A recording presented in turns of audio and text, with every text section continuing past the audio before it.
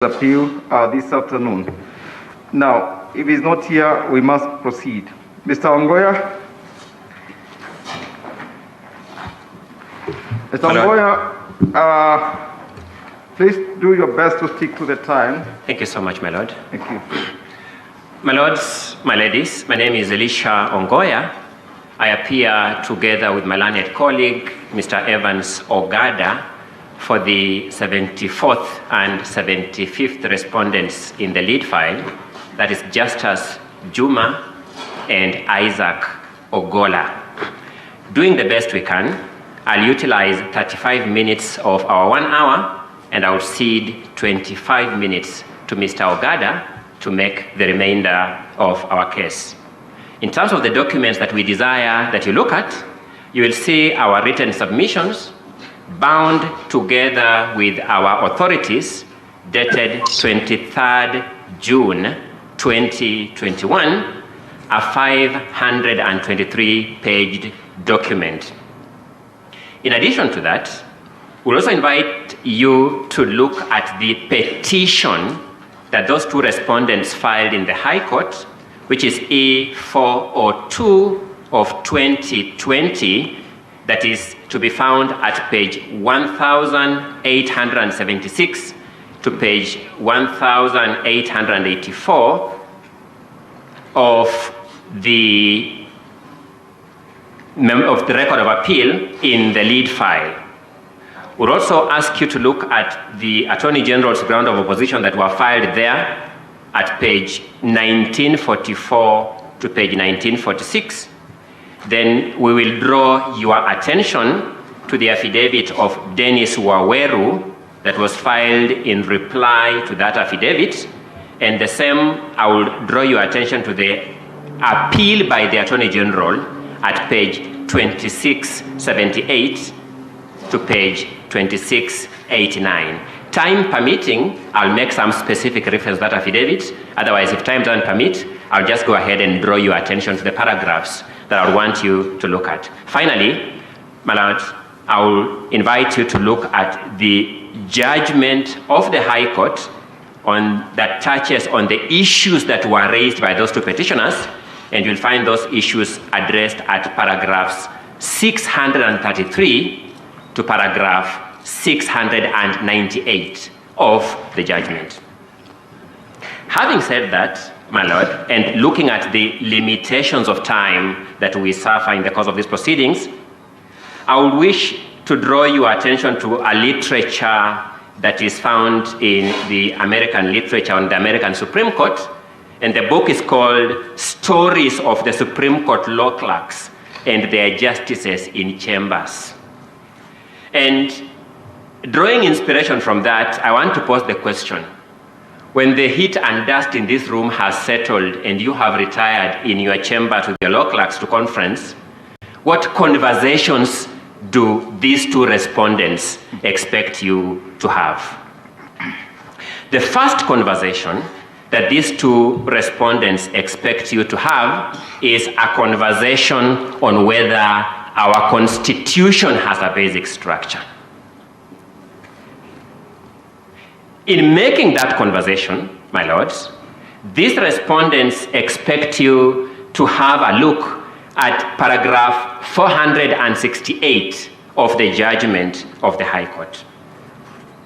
When you look at paragraph 468 of the judgment of the High Court, you realize that contrary to the appellant's submission that was repeated severally, that the Superior Court judges somehow retreated to India, found some decision there, and brought it to Kenya hook, line, and sinker, the judges of the Superior Court did something very different.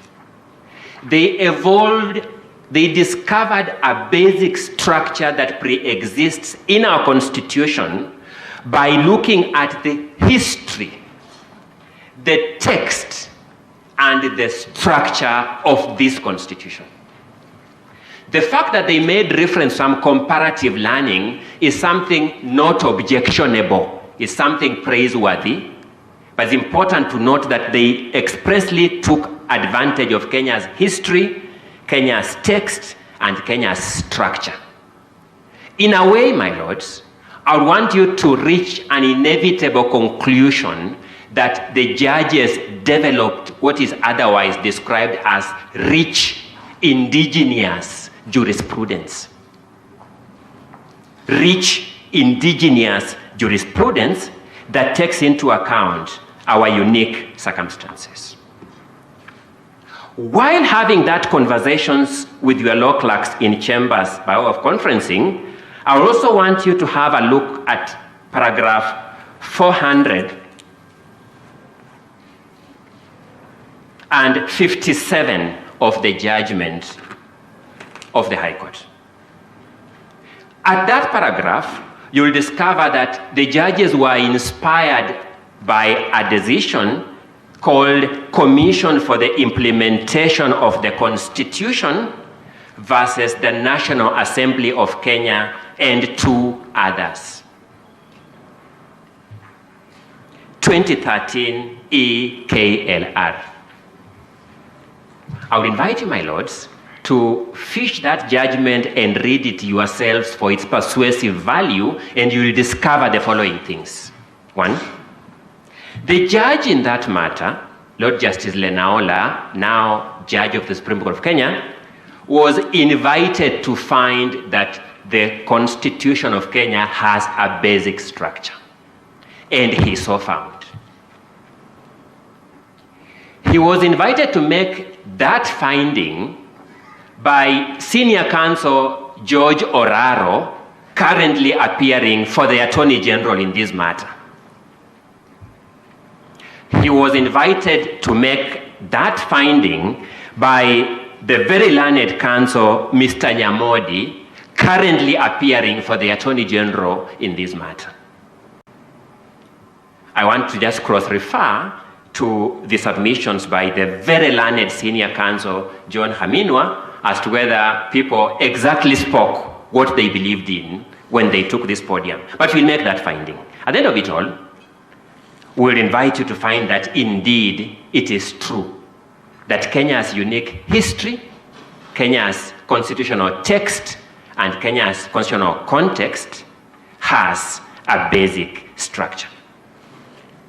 The second question, my lords, that I would invite you to have a conversation with your clerks in chambers when you retire from this heavy duty is to ask, what exactly was the obligation of the High Court judges, and did they discharge that obligation in accordance with the prescribed rules or principles?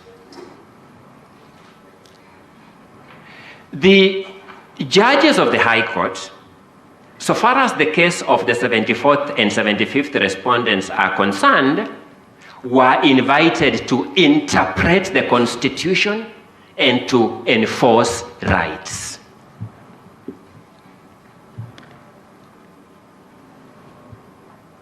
When judges are called upon to do that task,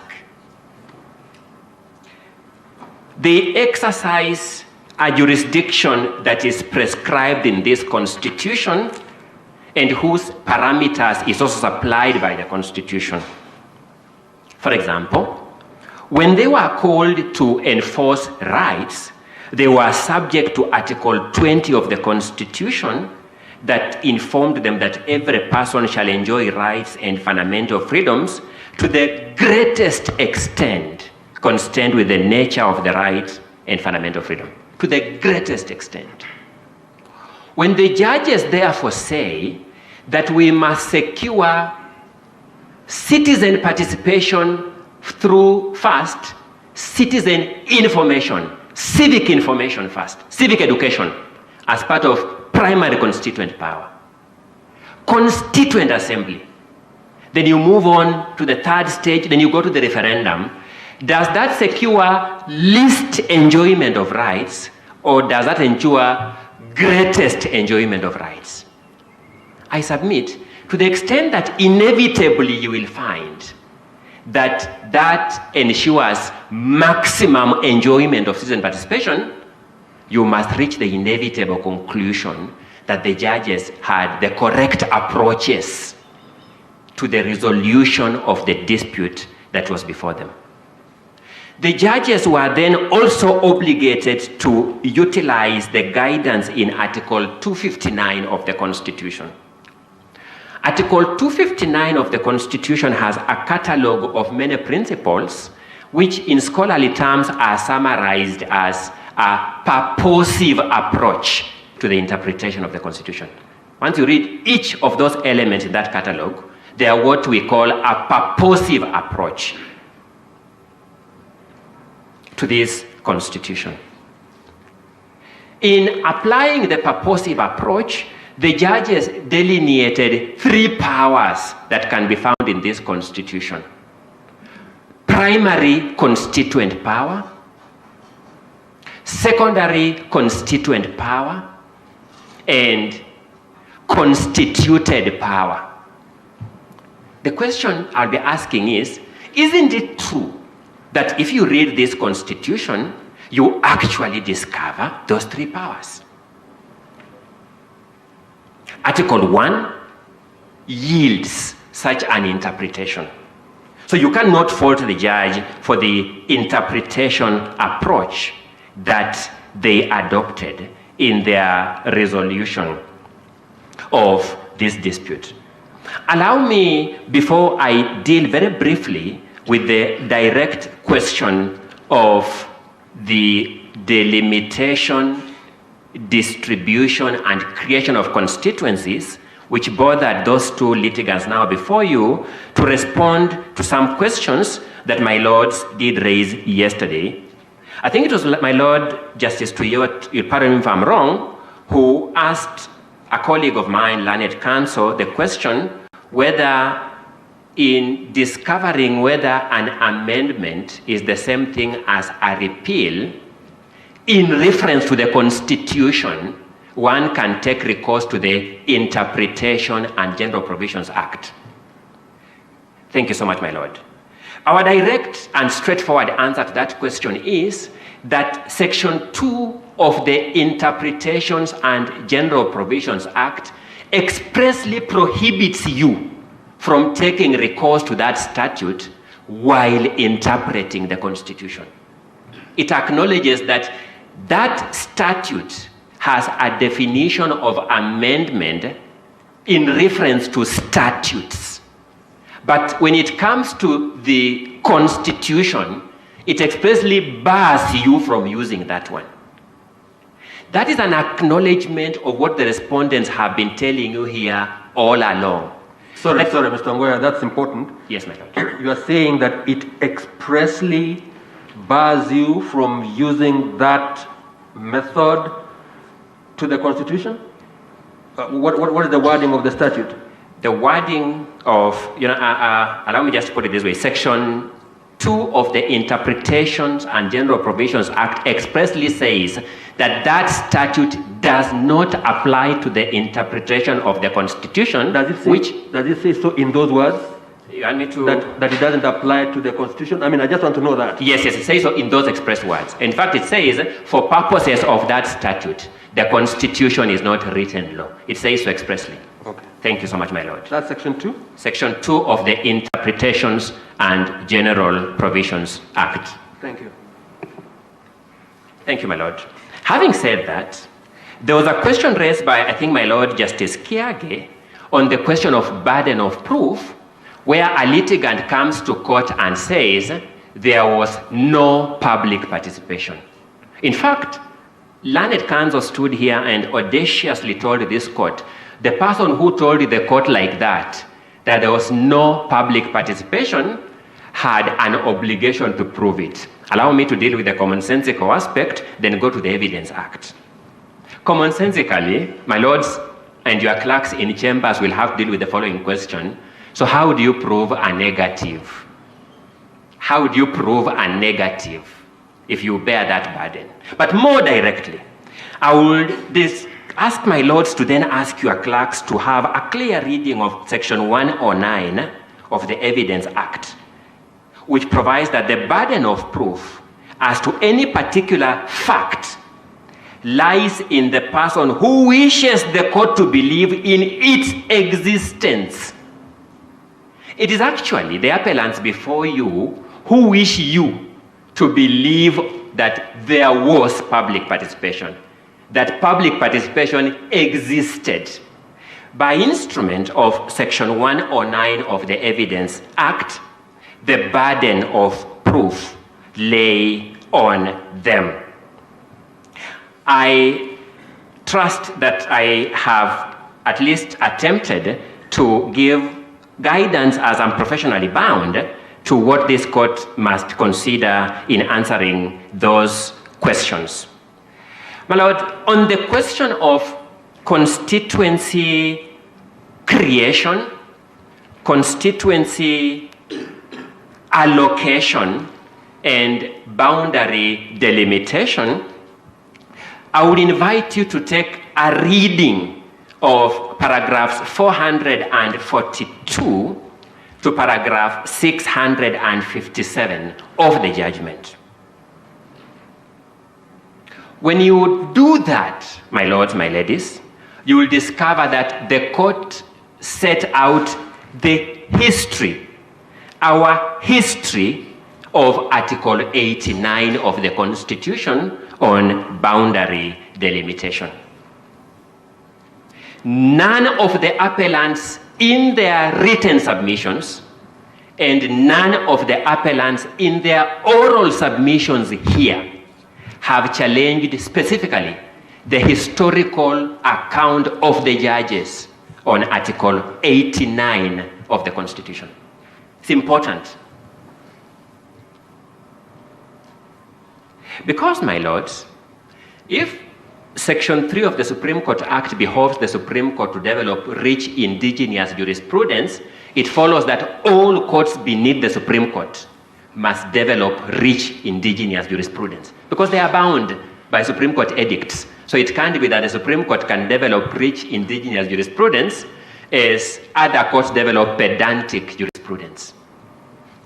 Having said that, the judges who have taken recourse to say an understanding of Article 89 of the Constitution must be understood from our history and our context cannot be faulted.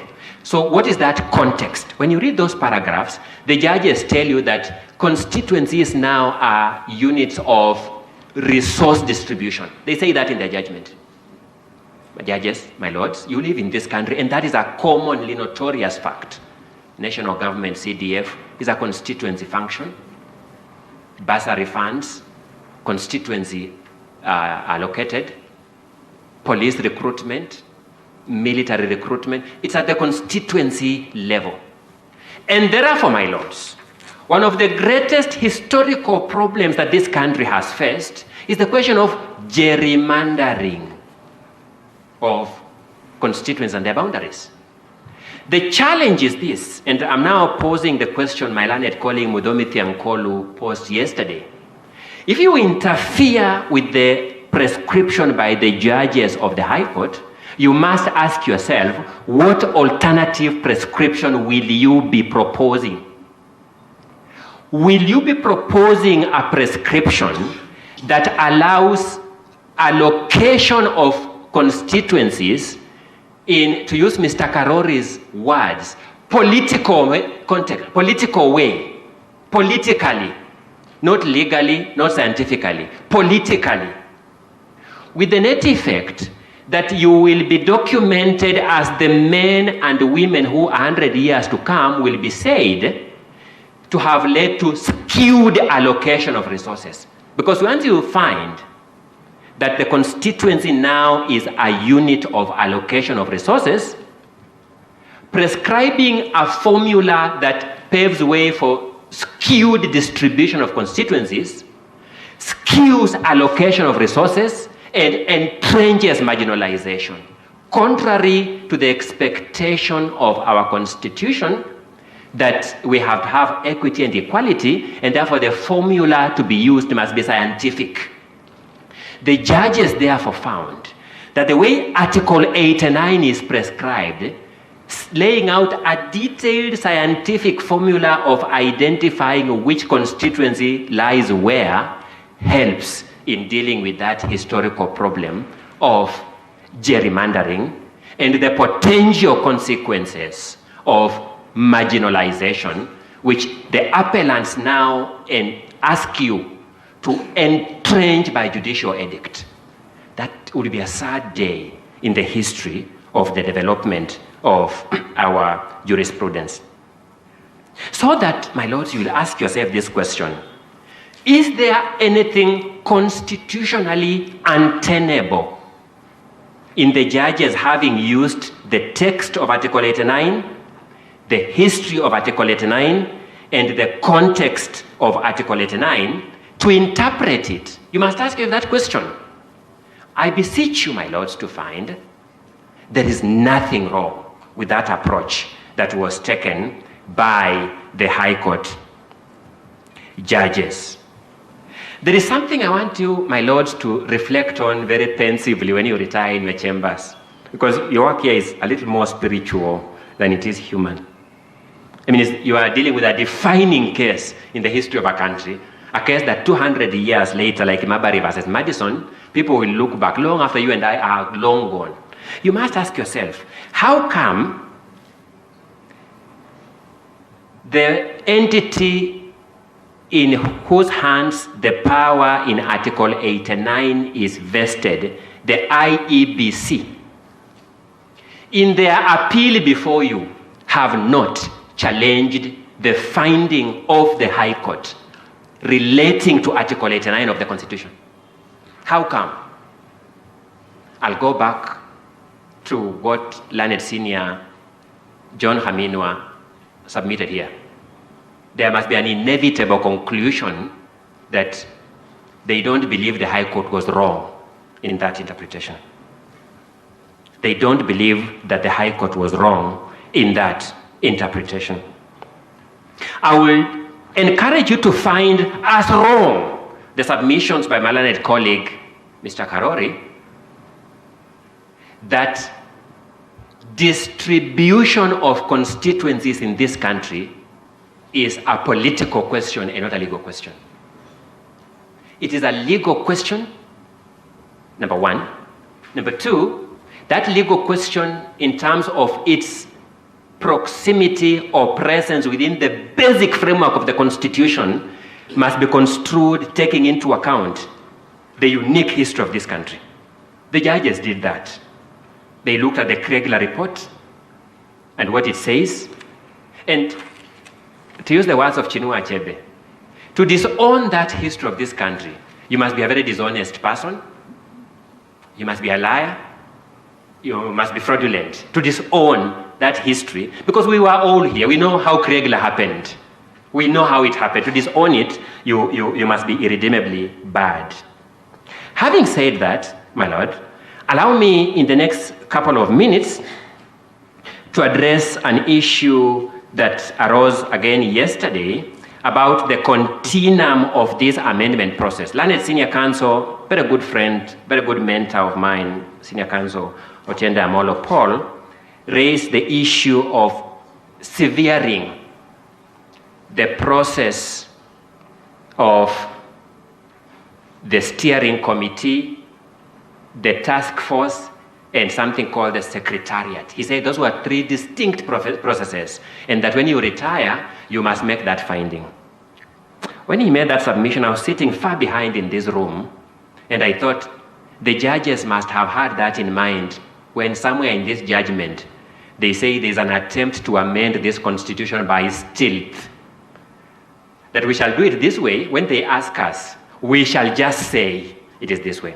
Why do I say that, my lords? The person whom Paul Otiende Amolo wishes to convince you was the promoter of this bill, swore affidavits in the High Court, and you were taken through those affidavits in detail. I wouldn't want to do that because I don't even have the luxury of time to do that. But just a brief aspect that I would pick is to be found at page 2,678 of the record of appeal filed by the Attorney General. So when you go to page 2,678 of that record of appeal, you will find the affidavit of Denis Waweru.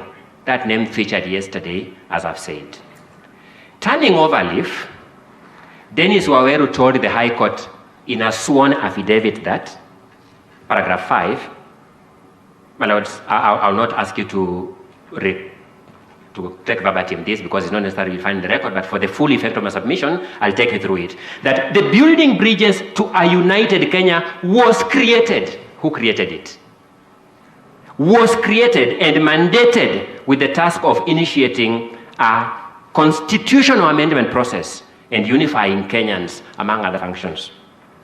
That the Building Bridges Initiative Task Force and Secretariat, he now says they were one and the same functionaries, and Secretariat conducted a robust nationwide public engagement and collection of views on a wide array, including meeting professionals and professional bodies, among others.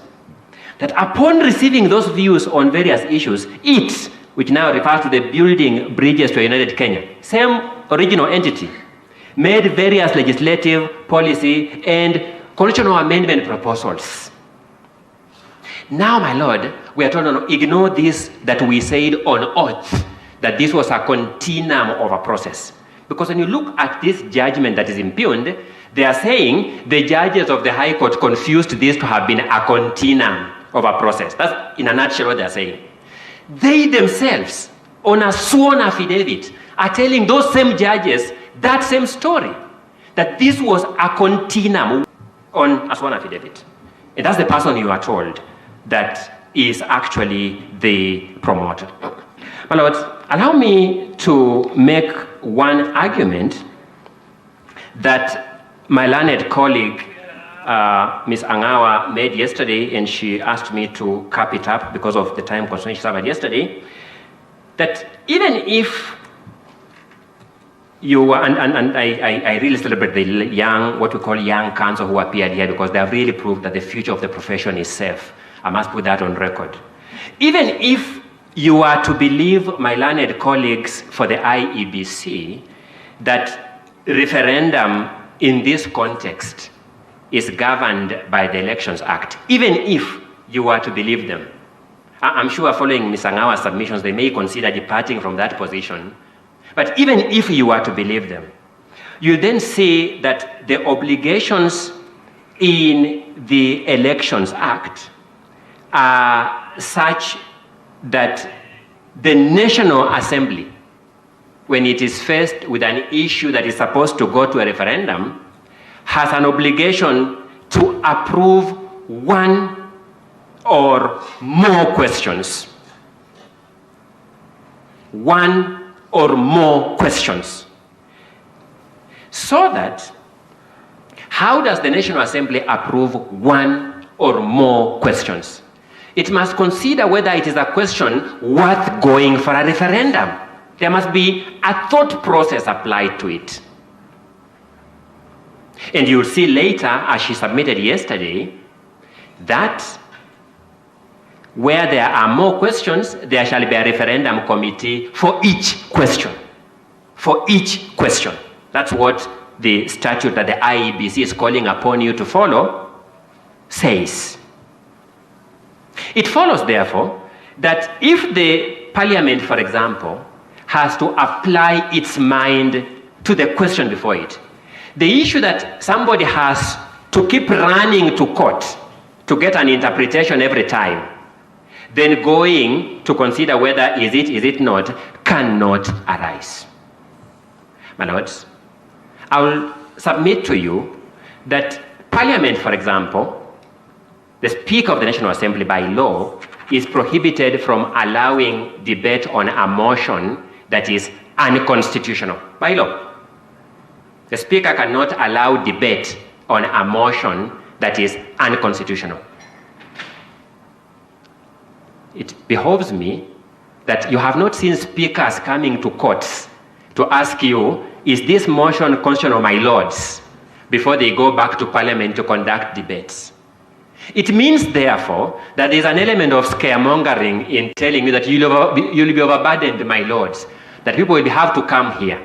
Truth of the matter is that every person who intends to amend this constitution has an obligation to apply his own mind on whether the amendment he proposes affects the basic structure or not.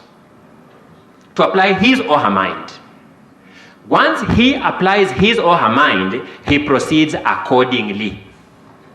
If a vigilant citizen takes the view that the manner in which that person has applied his or her mind is wrong, it is that person who approaches to court to challenge the process, as has happened here. Courts will sometimes agree with such litigants. Courts will sometimes disagree. So the argument that the judges here created a scenario where whoever wishes to amend the constitution must come to court does not pass muster. And I will submit to you by way of comparative reasoning that this applies in all spheres of our operations. I know for a fact that if I engage in a fraudulent land transaction, that land transaction will be nullified by the court. But that does not mean that people come to court to seek an interpretation first. Is this fraudulent or not? Before they engage in land transaction. They apply their mind to the question, to the principles first, then begin the process. It is whoever believes the process is fraudulent that comes to court. Allow me at this juncture, in our spirit of sharing time, to invite my learned colleague, Mr. Ogada, to pick over from there and do duty for the respective respondents. And thank you so much, my lords, for the opportunity. Thank you.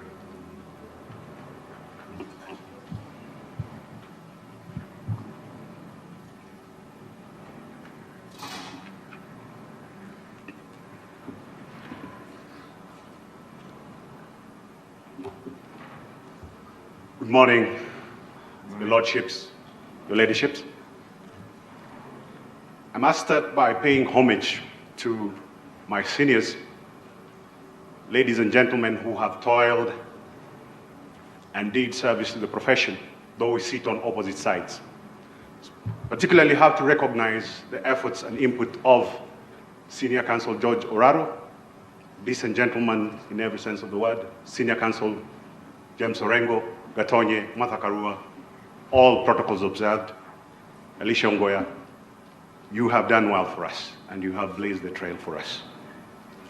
In the spirit of recognition, I have to recognize my teacher, Professor Ben Murumbi Sihanya, who sits on the other side, representing the Building Bridges Initiative, and the Honorable Raila Odinga.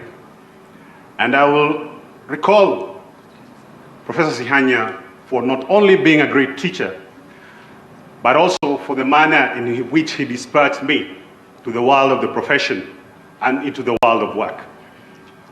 This is what Professor Sihanya told me and my colleagues, ushering us into the world. Go ye, people of Jerusalem, as he called us, and speak the constitutional truth. Speak truth to power.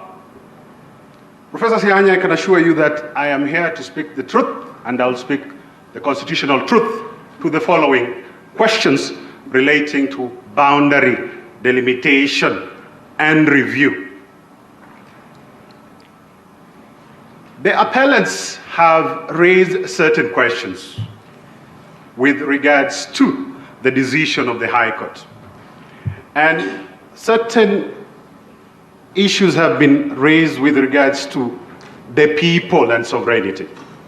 Certain issues have been raised with regards to the authority of the High Court. And most particularly, there have been raised concerns with regards to public participation. Judge President Musinga, you posed a question yesterday. Who are the people? I will attempt to proffer an answer. The people as a constitutional construct And indeed, the term the people is a continuous theme under the Constitution. Where do we find the term the people under the Constitution? The preamble, paragraph 2, Article 1 of the Constitution, Article 94(1), Article 129, Subarticle 1, Article 159, Subarticle 1.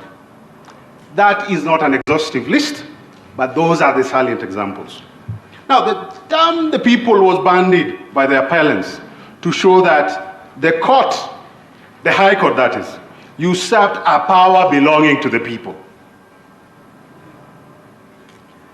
In doing that, the High Court was faulted for ignoring the popular initiative, an initiative of the people, under Article 257. And in any case, the High Court was faulted for stopping the people from accepting or rejecting the Constitutional Amendment Bill at a referendum. In examining the concept of the people, and we refer to the people at paragraph 2 of the preamble, Article 1, Article 94(1), 129(1), 159(1), we submit as follows: that the Constitution knows of a distinct and graduated schema of the term the people and or authority exercised by and on behalf of the people. We want to make reference to the following. Volume 7 of the Attorney General's list of authorities in appeal, at page 2645, contains the submissions of the respondents, Justice Juma and Isaac Ogola, in the High Court. And specifically, I want the court to examine paragraph 21 of the main text, which is referenced in the footnote at paragraph 30 of the same page, a text entitled Yaniv Rosnai Amendment Power, Constituent Power and Popular Sovereignty, Linking and Amendability and Amendment Procedures. This is in the edited text by Richard Albert, Zenon Contrades, and Alcamen Fatidu. That was by the respondents here, the petitioners in the High Court. That argument was so persuasive that the Attorney General decided to adopt it in appeal. And the Attorney General, at paragraph 44 of their submissions, adopts the graduated power scheme in the Constitution. What is this? What did the Attorney General say at paragraph 24? For quick reference. 24 or 44? 44. It is the Attorney General's further submission, they said, that the people of Kenya, in the exercise of their secondary constituent power, are at liberty to amend the Constitution without resorting to the primary constituent power and provide changes, provided that changes are done in accordance with the provisions of Chapter 16 of the Constitution. What are the distinct and graduated schema the term the people denotes under our constitutional scheme? Primary constituent power. Paragraph 2 of the preamble. The primary constituent power is not bound by constitutional rules. It exists outside the constitutional rules. It acts only when enacting a new constitution. B, the people in the secondary constituent sense. The people acting to amend the Constitution. The people acting in the course of an amendment process. Those are the people in the secondary constituent sense. Then we have a third tier, that is the constituted constitutional organs, where the people can be involved in terms of influencing decisions. So we have constituted organs as a place where the people can exercise their sovereignty. Constituted organs include the judiciary, the executive, and of course, the legislature. Now, we have to make a connection between the people and the concept of sovereignty. Due to the urgency of time, the term sovereignty is understood as residing in the people exclusively. What is understood by sovereignty? Sovereignty manifests majorly in two forms. I want to refer to you in page 296 of the respondents' bundle of authorities, page 296, paragraph 24. There's an article there by Dieter Grimm, whereby sovereignty, first and foremost, is political rule. Supremacy, political rule. Sovereignty also can denote legal power. That is in the same book, paragraph 30. The power to create and implement a peaceful order. A peaceful order such as the Constitution. Having examined the concepts of the people and sovereignty, the key question is this: what is the significance of this term the appellants have put so much emphasis on? The referendum. We submit this, that the referendum is a tool of involving the people to affirm a decision or to influence a decision.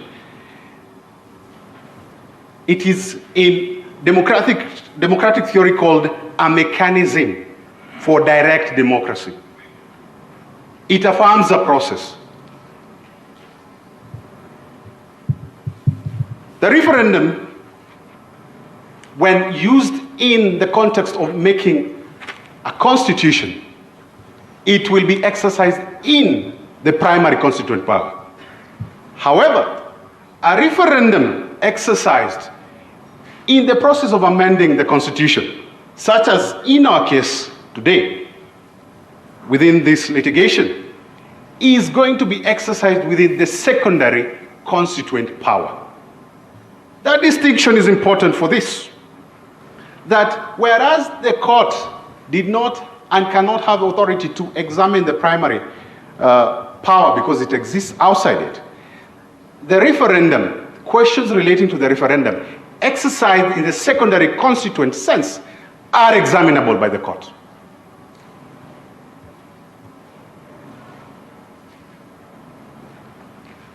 Quickly, we then move to how the sovereignty, the concept of sovereignty, reveals in the Constitution. And we have provided two articles, Dietmar Green and Daniel Lee, in our bundle of authorities. Dietmar Green explains sovereignty, political rule, legal rule. Daniel Lee explains sovereignty as popular sovereignty. Popular sovereignty means this, that sovereignty in the practical sense is channeled through constitution, through constituted organs. So sovereignty can be channeled through the judicial, the executive, parliament, and there is bona fide power exercised for the people. So when the judiciary exercises sovereignty delegated to it by the people, it acts bona fide. And the same is true for the IEBC, that at Article 249, one is expected to express sovereignty on behalf of the people. And let this message be clear out there, that the IEBC is an independent, bona fide recipient of the sovereign power of the people, and only responds to the people, and acts in authority as granted by the Constitution to nobody else. Quickly, I move to the authority of the court. There's a growing habit in this country. Senior Counsel James Orengo made an allegory of Jezebel. Jezebels in this country have had the habit of every time judicial officers make judicial decisions in accordance with the Constitution, the Jezebels will go call judicial officers' names, deprecate their image, all in the name and in the belief that the judiciary is a lesser branch of government, that the elected branches purportedly have higher status than the judiciary. What is the authority of the High Court and indeed the judiciary under the Constitution? We have established already that the judiciary is a direct beneficiary of sovereign authority. That is not controvertible. The Constitution enables the courts to be as a situation aside for sovereignty of the people. Chapter 10, Article 159(1) employs the term vests. This term vests was only used in the Constitution in reference to the judiciary and to the legislature at Article 94(1). Ask yourself, when it comes to the executive, the term vest is not used. What is the message that the drafters of the Constitution were sending to us? And what does the term vest mean? The term vests under the Black's Law Dictionary refers to this: conferring ownership, to invest in a person, full title or property. It can also mean an immediate fixed right. So, ladies and gentlemen, the Honorable Court, the judiciary is vested with property. You are agents of the people, and you have to speak the constitutional truth without fear, favor, or feeling intimidated. You are bona fide claimants of sovereign authority. The High Court, as structured in the Constitution, loosely adopts what is called the Kelsenian Court in conceptual theory. Professor Githu Muigai submitted here that the High Court engaged in lofty theory. Theory in constitutional law is part of the footstools, the African stool. Theory is one of the footstools that anchors the law. The law is anchored on the who, the what, the why. The who, substantive law. The what, substantive law. The why, theoretical law. The how, procedural law. So theory. The Constitutional Court, Kelsenian Court as it's commonly called, is a product of histories around the world. The Kelsenian Court, such as our loose model in Kenya, is equipped with a special unique power, the power of judicial review. And that power is ably pronounced at Article 165(3). And that is the authority that the court claimed when it examined the substantive values of the Constitution in the impugned bill and the procedural steps. Because the court is empowered to examine substantive questions, the value questions, and the procedural steps, the procedural values of the Constitution. And Article 165(3)(d)(2), I hope I'm correct, any threat to the Constitution is enough to invoke the authority of the Kelsenian Court, as the High Court did, in drawing from the sovereign authority it receives from the people. The High Court exercised bona fide authority. That is the authority granted to it under the Constitution. And therefore, it is demeaning, it is a tad arrogant to cast aspersion on judicial offices, to demean the image and integrity of courts for specifically doing what is decreed and declared in the Constitution.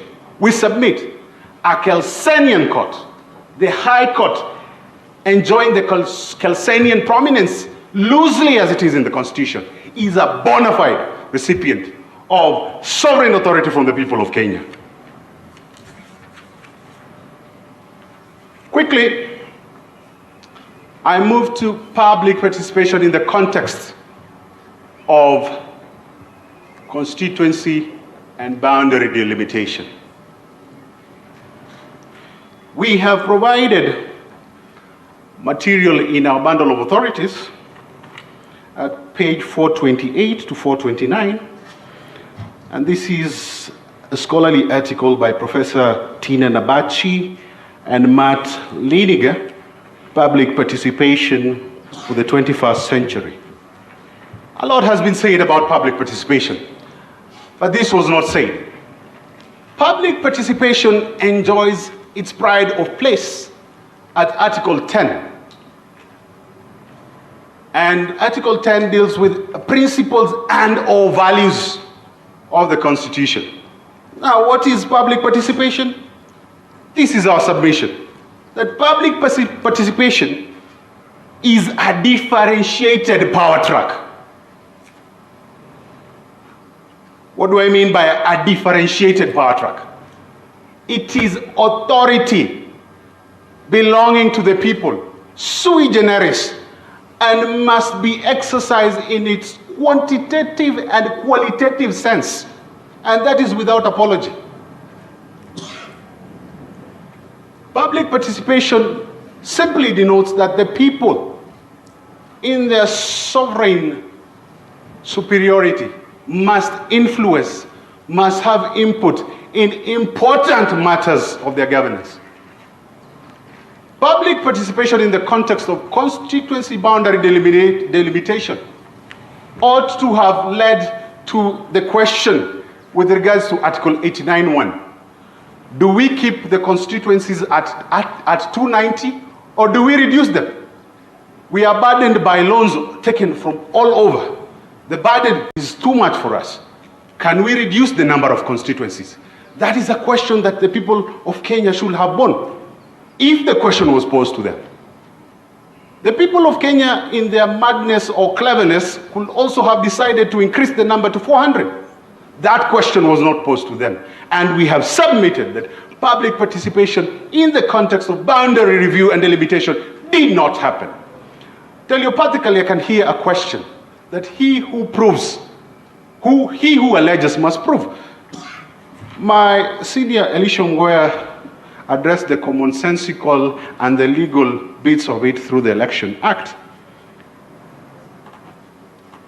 I want to answer it in the political sense and drawing from authority from this court. In the political sense, being that we are citizens and not subjects.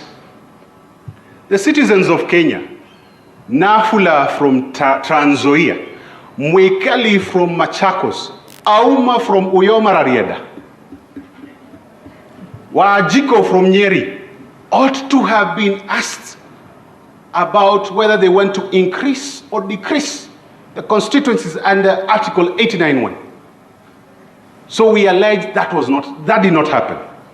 Now, to those who will tell us that since we are alleging we have to prove that public participation did not happen, allow me to refer you to an authority of this court, Civil Appeal number 6 of 2018, the case of Kesi Jindwa Karuku versus Steelmakers. This court said that a negative inference such as we are making cannot be on us to prove. It is for those we are citing that negative inference to certify this court that indeed public participation did happen. It did not. As I wind up, and in conclusion, one Kenyan who unfortunately demised, and Kenyans quite clearly remember him, the late senator for Homa Bay, one Gerald Otieno Kajwang, contributing to the Bomas Devolution Committee, said this: "We are the people. We must disperse power. We must share resources. We have to spread power horizontally and vertically." Quite animated as he was, that is the message of this constitution. Power has to be deconcentrated from the center. The people have to have their share of power as they envisaged under the constitution. Public participation being one track of authority as we declared and decreed unto ourselves. Another Gabriel, and this is Gabriel de Riquetti Comte de Mirabeau. This is a French legislator in the context of the ousting of King Louis XVI, a despot par excellence, during the French Revolution. Told this to the military guards who were sent to come and disrupt the Constituent Assembly. I will say it in French and I will translate it in English. Allez dire au roi que nous sommes ici par la volonté du peuple et que nous n'en sortirons que la force du baïonnette. For those who don't understand French, basically, what Gabriel de Riquetti, Comte de Mirabeau, said is this: that go tell your master, your king, that we are here by the will of the people and we will only be forced out by the force of the bayonet. That's an exhortation for this honorable court. Mudomi Thiankolu, addressing you yesterday, told you not to drop the sword. When that sword was dropped, we had the radical surgery, where judicial officers were treated inhumanely and demeaned for extraneous reasons. The tenure of the judges was removed for extraneous reasons. The Constitution was reduced to blanket piece of papers. Gazeti tu ya kusoma. That is what we hear them say.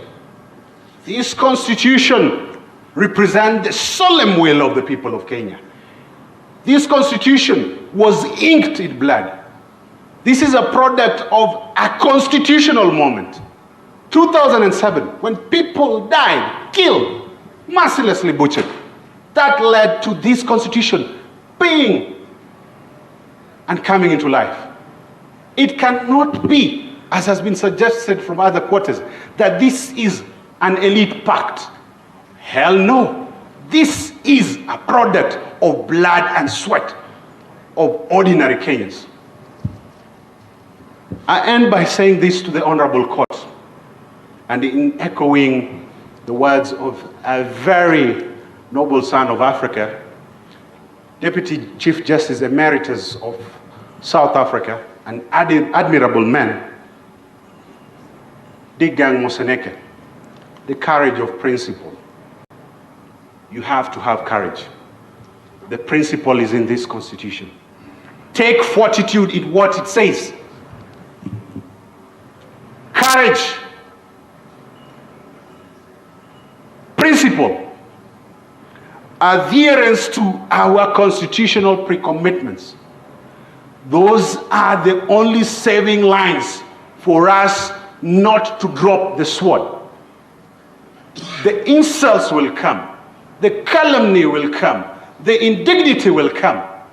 But to you and for the people of Kenya, it behoves you to do one and one only thing: pre-commitment to the Constitution, and that alone will suffice. I submit. Thank you. Thank you, Counsel. Who's next?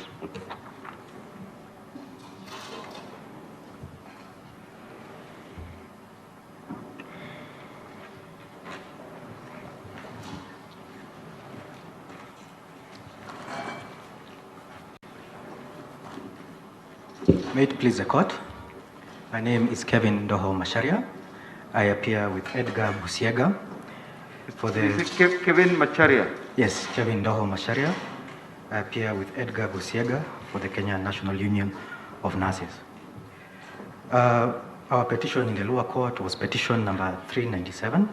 Sorry, you say you appear together with Mr. Busiega? Yes, Edgar Busiega. And remember we had given 15 minutes. Thank you. Thank you. Yes, I'll try. Thank you. Because of the little time, the 15 minutes, I'll just highlight the documents, and Mr. Busiega will highlight the cross-appeal and the issues arising out of the betrayal of the legitimate expectation of healthcare workers. We filed a notice of address and a notice of cross-appeal. Counsel, can you try and raise your voice, please? Yes. We filed a notice of address and a notice of cross appeal dated 8th June 2021. We then filed submissions dated 9th June 2021, a list and digest of authorities dated 27th June 2021, plus additions in volumes A, B, and C.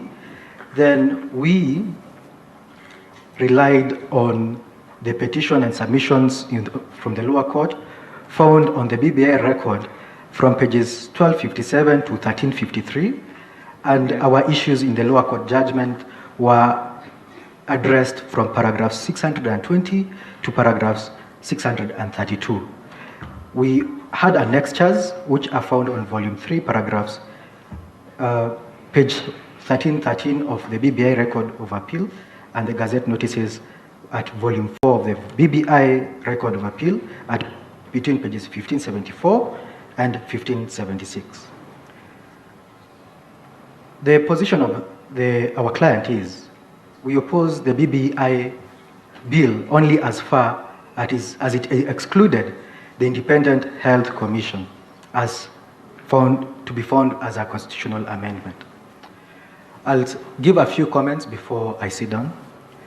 On the basic structure, we submit that the Constitution does not contemplate eternity clauses.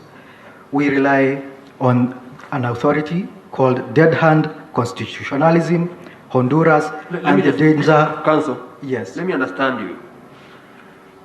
You are, other than for the part where yes, the learned judges did not agree that you ought to have been included in the amendments. Yes. In actual fact, you are actually opposed. No, you are supporting the appeals. Yes, somehow. What do you mean somehow? Because when we want that health commission, the Constitution must be amended to include the interests of the health. I'm looking at your prayers. Yes. Your prayers are at page 2 of your notice of cross appeal, and you're saying that you want the judgment delivered on 13th to be set aside, the entire judgment be set aside, and the petition to be allowed. And your petition be allowed. Yes. That's as far as we go. So that's as far as our submissions go. So you are supporting the appeals. We are sui generis litigants. We only have one issue to prosecute and find a way to find the interests of our clients provided for. So perhaps don't go into the basic structure and such other things. Just go straight to your issue of that you should have been included. We have to, because if basic structure applies, our client will not have a way to get what they want. Oh, okay. Yes. Sorry, how does then basic structure have to do with what Kenya National Union of Nurses want? You have one singular issue. Yeah. What we say is this: the Constitution is amendable, and it can take into account the healthcare issues, especially the interests of our client. Because of the shortness of time, my colleague will deal with those issues. Yes, Mr. Busiaga. And that's why, of course, it's too late now. Ideally, you should have come earlier to support this whole business of the appeal. He'll deal with those issues, especially on that issue. Just a moment, Counsel. Yes. That you should have come earlier. It's more sense for us, in terms of where our head is, what we are focusing on now. But yes. I guess it's your time. Okay. From that aspect of what you're asking, we adopt our submissions and we ask that you give them credence to our prayers. And because of time, I just promised my colleague that I'll take 3 minutes.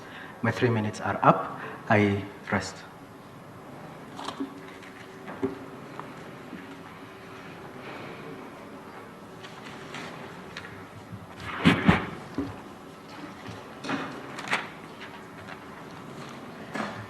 Thank you, Your Lordships. My name is Edgar Busiaga, for the record. In the interest of time, I'll submit without necessarily referring to documents. Perhaps for the bench to understand the issue at hand and the position of the Kenya National Union of Nurses is that the Constitutional Amendment Bill of 2020 is opposed. Your Lordships, it is opposed to the extent that the nurses were not made part of the process.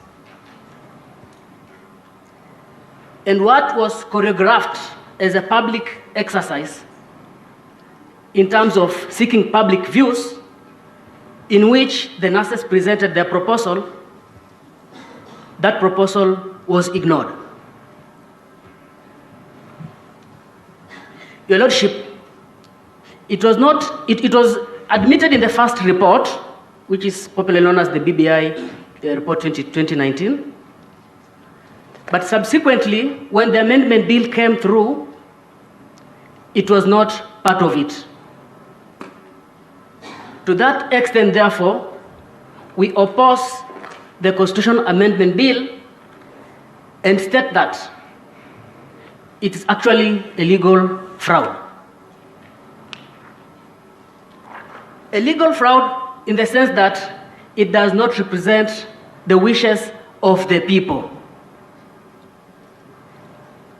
My lords, the nurses were made to believe that this was a process towards uniting the whole country. And they went ahead and told people, bring your views. Now, we are being told, and that submission was made by Senior Counsel Otienda Molo, that the promoters of the bill are one Denis Waweru and Junet Mohammed. The nurses feel cheated to the extent that the promoters of the bill, to the best of their knowledge, was the President of the Republic of Kenya. And since the nurses were willing to be part of building a country, they subjected themselves to this process. Along the way, it turned out to be a farce, not intended to achieve the will and wishes of the people, but as a vehicle to serve their own private interests. In this case, the interests of the President of the Republic of Kenya and his erstwhile foe and now friend and brother, Honorable Raila Amolo Odinga. To that extent, we oppose the Constitutional Amendment Bill. If the process had been initiated with the inclusion of the Health Service Commission, an independent health service commission, with the same status, such as the Judicial Service Commission, the Teacher Service Commission, the nurses would have thought about it. The eminent submissions I've had is that the appellants want the reggae to stop from where it was paused by the High Court. We cannot allow that. We cannot be taken for a ride. The Constitutional Amendment Bill does not represent the wishes of the people. Now, I'll address the element of legitimate expectation as argued in our documents. Your Lordships, the cornerstone of legitimate expectation arises from a considered assurance. In this manner, nurses, bring your views. We look at them. We presented a memorandum for an independent health service commission. In essence, it was to cater for the human resource element and to liberate the healthcare workers from the arms of the governors, the county government. We have seen the turmoil in the health sector in this country. So we had subjected ourselves to this process to the extent that let's build this country together by reducing the numerous strikes. Let the nurses, let the healthcare workers manage themselves in terms of the human resource element. Let them take charge of their recruitment, disciplinary issues, and etc. Now, this proposal was considered and indeed brought out in the first BBI report. To that extent, it is our submission that constituted a promise. A promise upon which the nurses had a belief that there will be an independent health service commission. That promise could only be taken away through a procedural process. And the procedural process here is captured under Article 47 of the Constitution of Kenya. The nurses were entitled to be heard, to be subjected to a process of being heard and being given reasons why their document, their proposal had been omitted. The reasons given were that there were opposing views. Where these opposing views, they were never attached. Section 112 of the Evidence Act captures this position. They had the responsibility to bring this evidence. There are no opposing views, and therefore, this whole process was all meant to mislead the healthcare workers. To that end,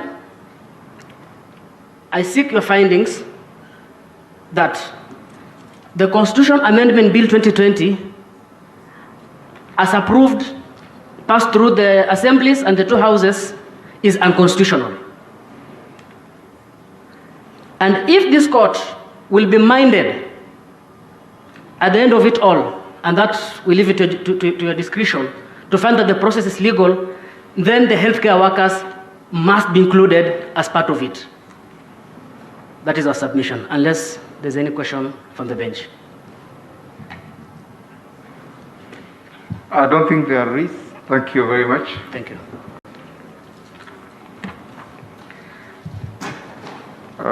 Can we move to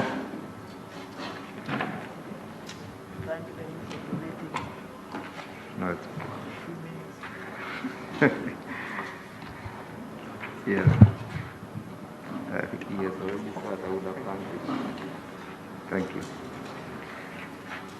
Thank you, Mr. Busiega, for using your time well. Mr. Chair, Dudley, you have 30 minutes. Thank you, my Lord. My Lord, I draw your attention to our grounds of affirmation of 9th of June, our submissions of 23rd of June, our submissions replying to the county assemblies on the question of popular initiative of 26th of June, and to volume 1 and 2 of our case digest of the 28th of June.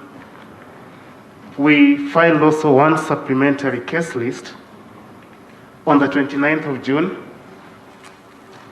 and one bundle of undated authority replying to the views of amicus on the 30th of June. My Lord, for the appellants to win, the court must do 4 things. 1, adopt textualism as a method of interpreting the Constitution and answering the issues in this appeal. Basically, the appellants are telling the court that as long as you follow Article 255 to 257, you can invade, deconstitute, replace, and alter any part of the Constitution without reference to the primary constituent power. Secondly, the court must elevate political elites above the people, which people hold the constituent power, and only they can make or unmake the Constitution. I say that because, my Lord, the Attorney General and BBI tell you that the Constitution was made by political elites, and they do that relying on the 2008 Act. That Act, from its long object, was to complete the process of making of the Constitution. It didn't start there. It started with the 1997 Act, the Constitution of Kenya Review Act of 1997, which we've supplied, my Lord, in our supplementary case list. I request the court to turn to that act and to look at its long title, my Lord, which was an act of parliament to facilitate the comprehensive review of the Constitution by the people of Kenya and its eventual alteration by parliament. My Lord, that act, far back in 1997, recognized the constituent power. How then can we unknow what we knew in 1997? That only the people can make fundamental changes to the Constitution. My Lord, you are told that no constituent assembly was formed. But if you look at Section 2B of that Act, you find the constituent assemblies. 2002, they were formed at the district level, and there was the Bomas conference which happened. And so, my Lord, for the appellants to win, you must ignore that history, that the people were at the center of the process of making the Constitution and exercising their constituent power. And if you look at the guiding principles in that act, my Lord, they were again consistent with the people's constituent power, saying that it was meant to provide the people of Kenya with an opportunity to actively, freely, and meaningfully participate in generating and debating proposals. This is important, to alter the Constitution. Constituent power, constitution-making power, the original power, not the derivative power, which reposes in 255 and 257. Well, the third thing you must do, and this is the last, is to upset a settled theory in comparative constitutional law, the theory of constitutional change.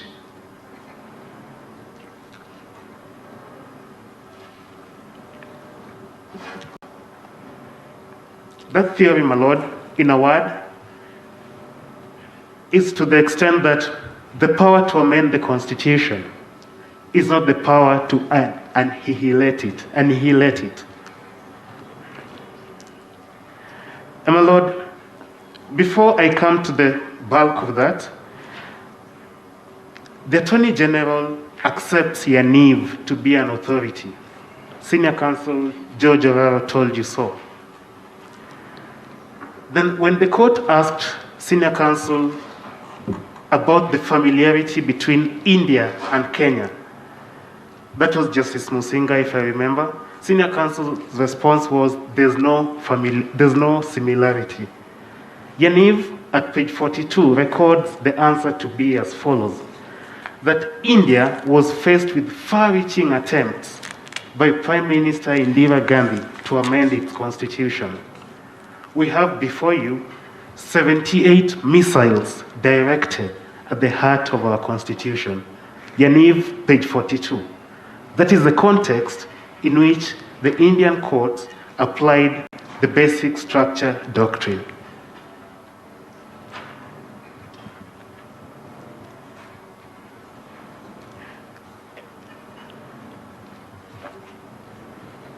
And my Lord, the Indian court was not even the founder of that doctrine. They applied what Carl Schmitt had long spoken about. My Lord, in his book on the theory of the Constitution, which we've supplied to the court, you'll find Schmidt saying that the Constitution does not make itself. It is made by a higher power. That is the constituent power.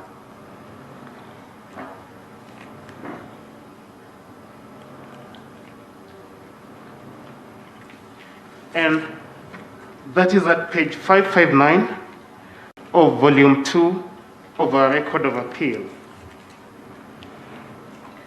Then he also says, my lord, that changing the Constitution is not a normal state function, like establishing statutes, conducting trials, or undertaking administrative tasks. It is an extraordinary authority. It is an authority that belongs to the people. Senior Counsel James Orengo, who inspired many of us, including myself, to the law, left me confused. He posed the question, can the people exist outside the Constitution? The answer is yes. The people make the Constitution. Exercising their sovereign power and sitting as a constituent assembly, yes. They can alter the Constitution. They can change this country into a monarchy. And they can reorganize our modes of government. My lord, Schmidt tells us on page 559, the last paragraph, that the authority to make amendments, I quote, contains only the authority to undertake changes, additions, extensions, deletions, etc., and that it is not the authority to annihilate the Constitution. In other words, you cannot use that power to make a new Constitution.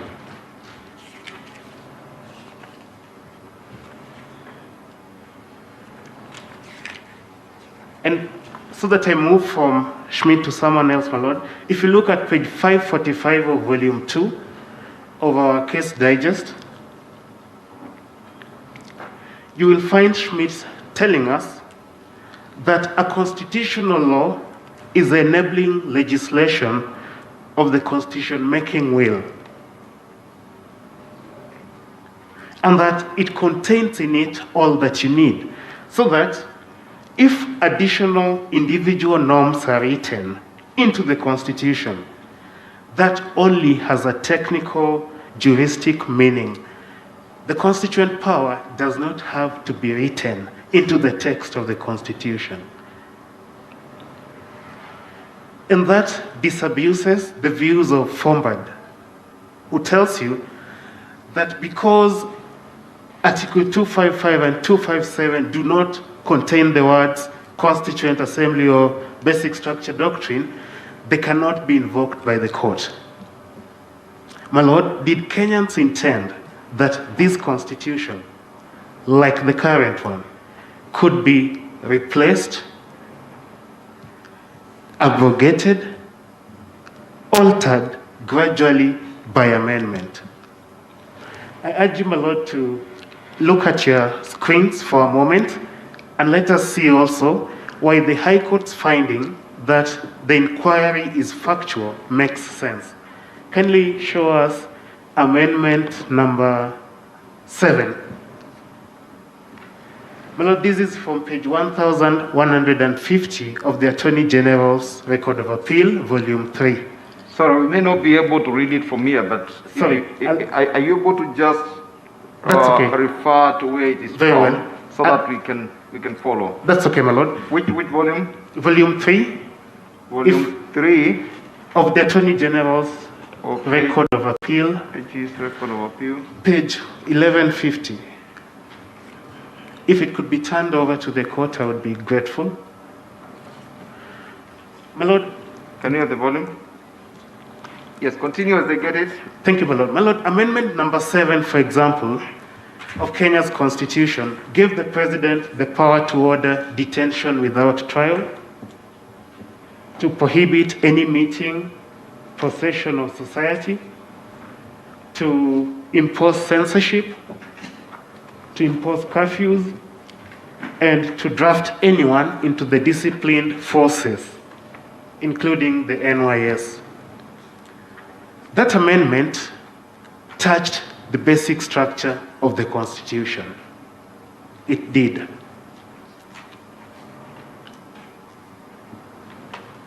The second amendment, which turned Kenya from having a prime minister to a president, also went to the basic structure of the Constitution.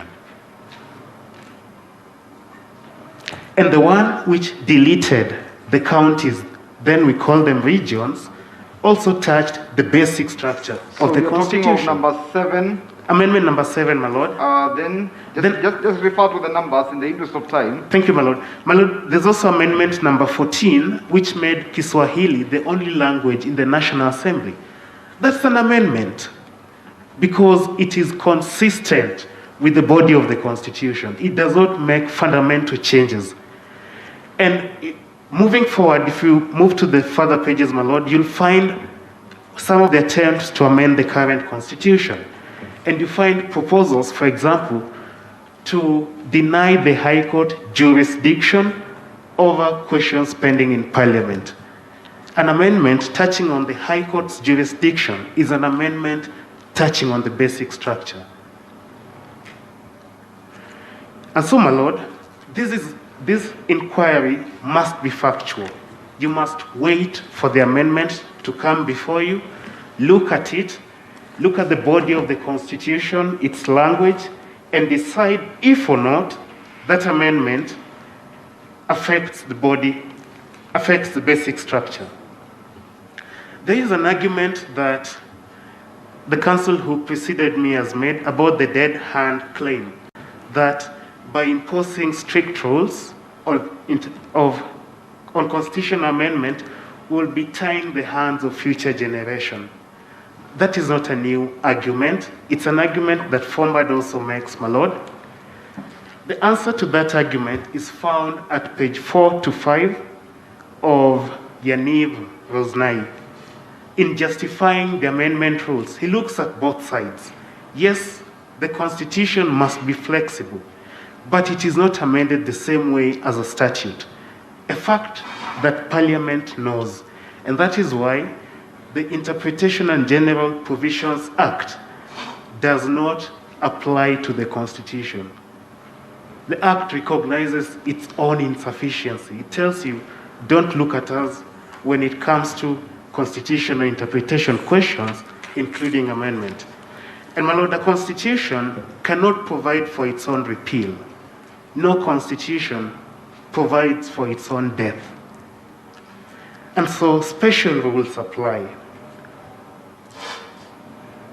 Hans Kelsen, which you will find quoted at page 39 to 40 of Richard Albert's book, which is the supplementary authority we supplied to you in response to the amici, tells us that because the Constitution is the grand norm, it's at the base of the national legal order, it is desirable to give it a more stable character.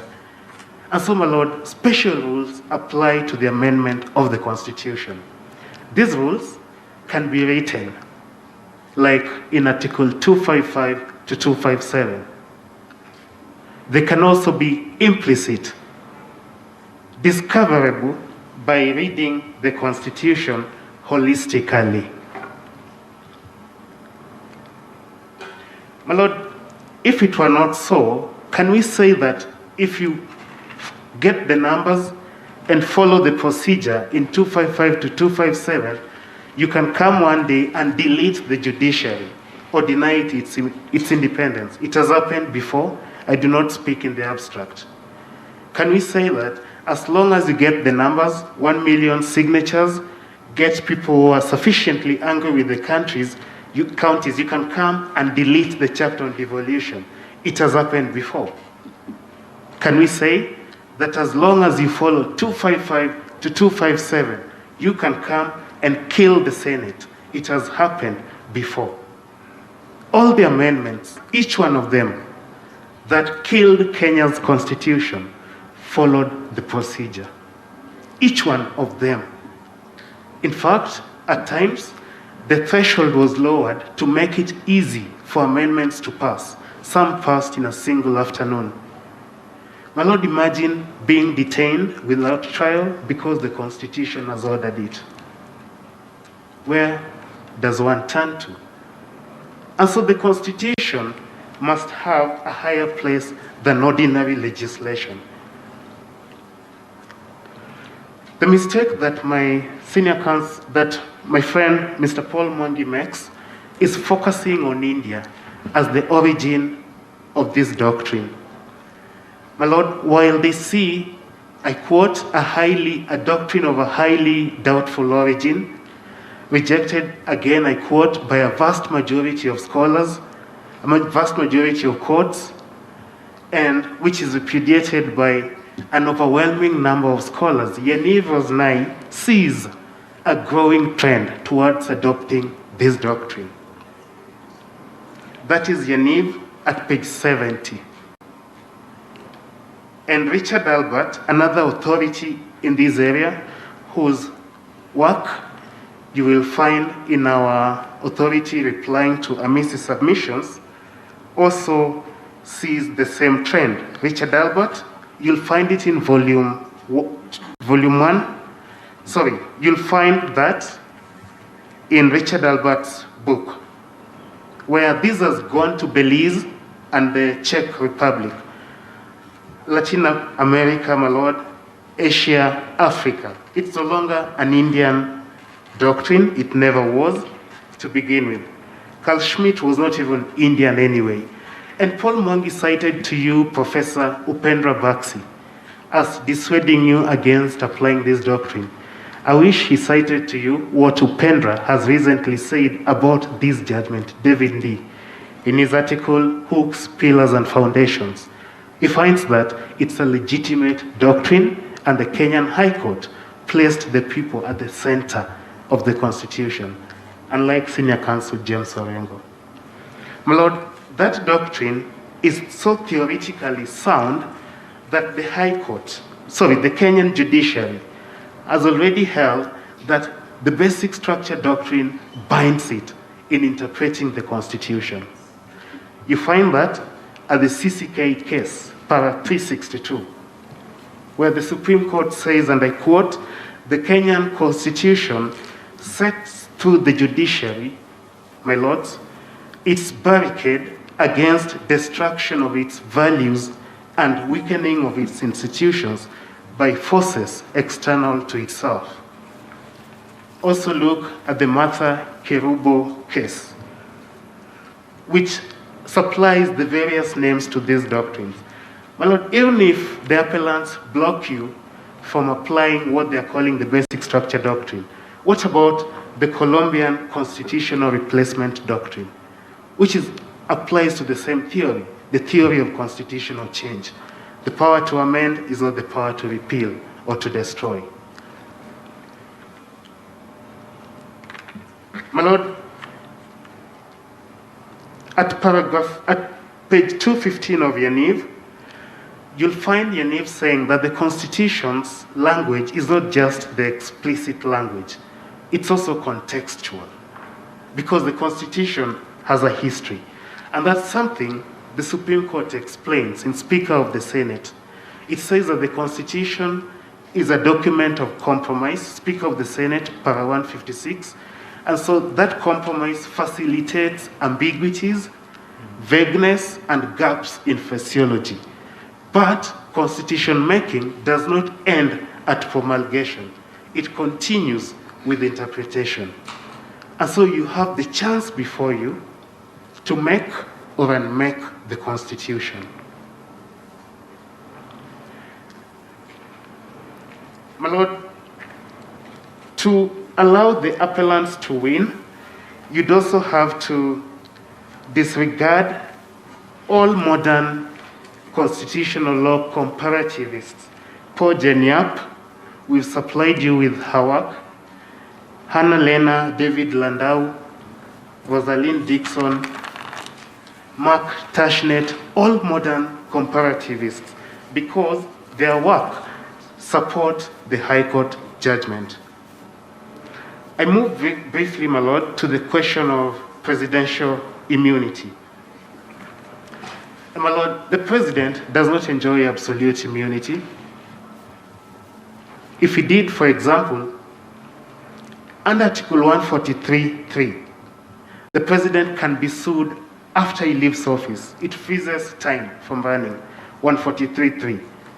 What sense would it make to sue the President after he leaves office for official acts? Why would we bother a retiree after he leaves office?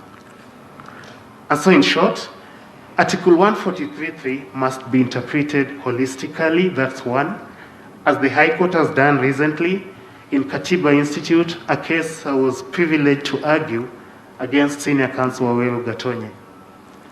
The President, on being sued for failing to appoint the 41 judges, raised a preliminary objection urging his absolute immunity from all processes.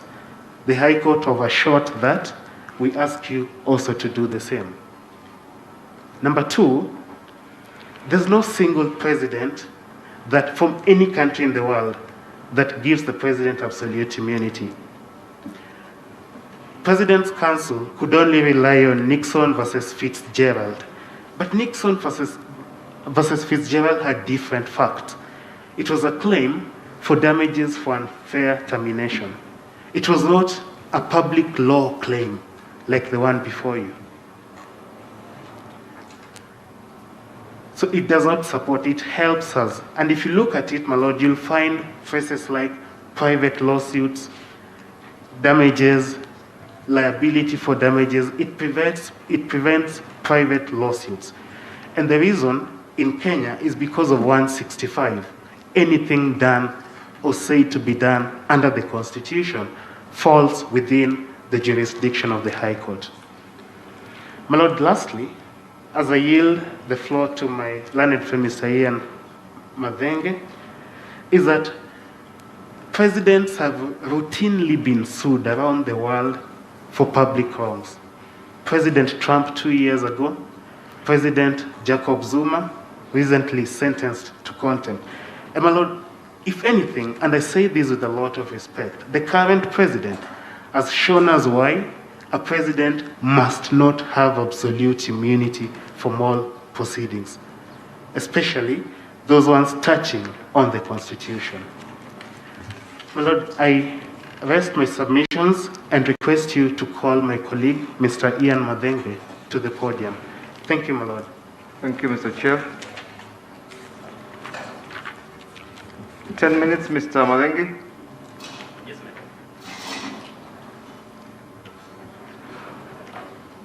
Good afternoon, my lords. Good afternoon, Mr. Madenge. Let me start from where my colleague has left by assisting the court on two issues. The first issue, my lord, is whether the text of the Constitution supports basic structure. And I will be making two arguments, my lord. The first argument is that the text of the Constitution indeed supports the basic structure.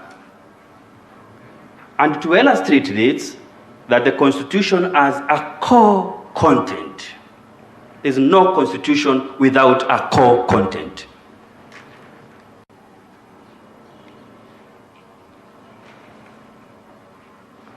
Number two, my lord, is that the Constitution has foundational and prior principles. And I will demonstrate it to you, my lord, and my lady.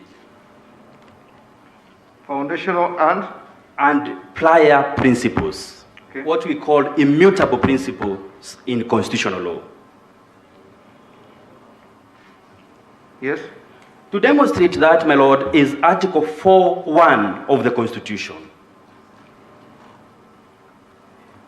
4.1 indicates that Kenya is a sovereign republic. It just declares the state of Kenya. It does not in any way grant Kenya sovereignty. That can be contrasted, my lord, with Article 156.1, which establishes the Attorney General.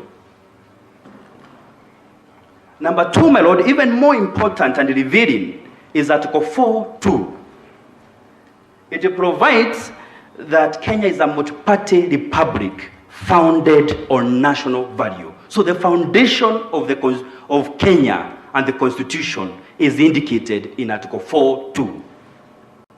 That is what we call the value system of the country. You find it there. If you change that, you are replacing the Constitution. That is the value system expressly provided. And one claim, my Lord, that I think will not be controverted is inherent nature of human rights. You find it in Article 19.1 and 19.3. Inherent nature. It indicates that that is prior. It is immutable. The Constitution does not grant it. It cannot change that. I will not go on, my Lord, to discuss what was discussed on the issue of Kasevananda, but there is a misrepresentation. The High Court did not follow Kasevananda, line, hook, and sinker. It adopted it to our situation. Kasevananda said you cannot amend. The High Court says you can amend using the 4 steps which call in the constituent power. I list that point there and move to the second point, which is even more important, my Lord. The second point, my Lord, you are told that the president is the one who promoted the popular initiative. I will not delve into that. The question that I'll seek to answer, can the president promote? And to answer that question, my Lord, I'll refer you to authority number 78. Authority number 78, that is volume 2, page 677 and 673. It defines what is popular initiative. We provide an authoritative definition of popular initiative in 673 to mean the rights of the people, and the key word in both is the people, my Lord. You say page 677. 677 and 673. 677 is paragraph 4. My Lord, then that takes me to my 3 arguments why the president cannot initiate popular initiative. The first one, my Lord, and I hope I'm not too fast, it's only the time that is harassing me. Yes, proceed. Number 1, my Lord, is that the president has no power in the Constitution to initiate popular initiative. I have looked at the entire chapter 9, my Lord, of the Constitution, and in particular Articles 131, 132, and 133, which provides for the powers of the president in extensive manner, and expressly so. None involves amendment of the Constitution. I contrasted it with the previous Constitution, my Lord, that was repealed, and in particular section 423 and chapter 2, the president's power were very narrow. This time we provided them extensively, and none involves amendment of the Constitution. So the framers of the Constitution did not want the president to amend the Constitution.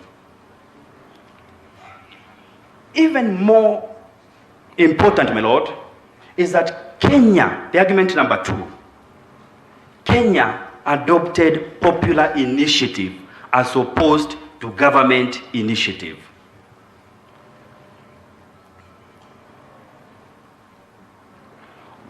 Globally, my Lord, there has emerged 2 types of initiative: government initiative and popular initiative. And we have done a comparative study of the practices.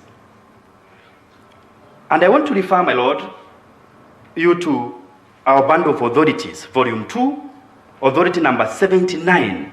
This is key, my Lord, to the determination of this case. Authority number 79, page 736. That is volume 2, authority number 79, page 736. What is the authority? Please mention it. It is Andy Amani, referenda and the citizen initiatives. Andy Amani, referenda and the citizen initiatives.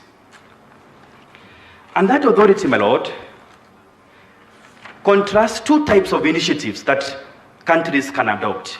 The first one is government initiative, and it identifies two characteristics. And that is what you'll find also in Turkey, to give an example. Number one, it can only be initiated by the government, either legislative or executive, my Lord and my ladies. That is the first characteristic. The second characteristic, my Lord, is that the government decides whether to call the referendum or not. So like Turkey, it's only the president who decides whether to call referendum or not. That can be contrasted with what we call popular initiative as described in that authority. And popular initiative has the following characteristic. Number one, it is a people's pushed process. Number two, it has signatures, threshold of signatures. That is page 737, authority number 79. Page 737, authority number 79. That answers that question decisively, my Lord and my ladies. And lastly, it has verification of the signatures. That is a key element.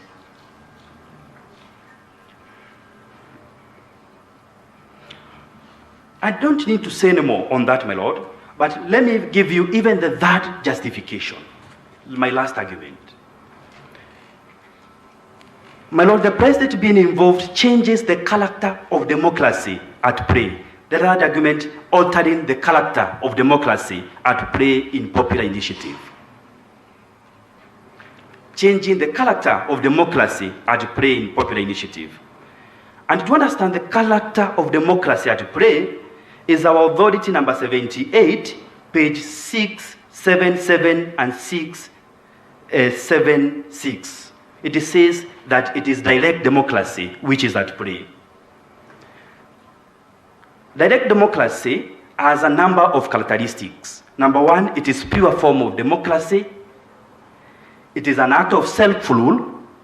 It is a bottom-up democracy. Bottom-up democracy by the people. Number three, it recognizes the ultimate sovereignty of the people in Article 1. So that democracy is subverted. That is my argument, my Lord. Is subverted if a representative or the executive is involved in popular initiative. It is subverted. It ceases from being direct democracy to what we call representative or indirect democracy.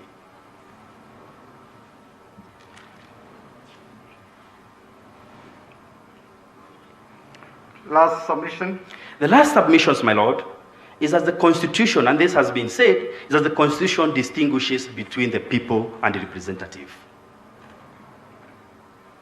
That is Article 1, 2, the people may exercise directly or through their representative. 1, 2, my lords. And number 2, Article 255.3b. Article 255.3b says that the amendment be brought by the people and the representative, or the representative. So the representatives are not the people as per the Constitution. That is the conclusion, my Lord, that the representatives are not the people. And for that reason, my Lord, I was supposed to address another issue, but I think... No, that's a good place to stop. Yes. That is, the representatives are not the people. Thank you very much. Thank you, my Lord, and thank you also for your kindness and giving me this time. Thank you. Now, we are progressing fairly well. We will take a lunch break. And when we come back, we have Mr. Oluchir and Dr. Eboso. Yes, so we resume at 2:30.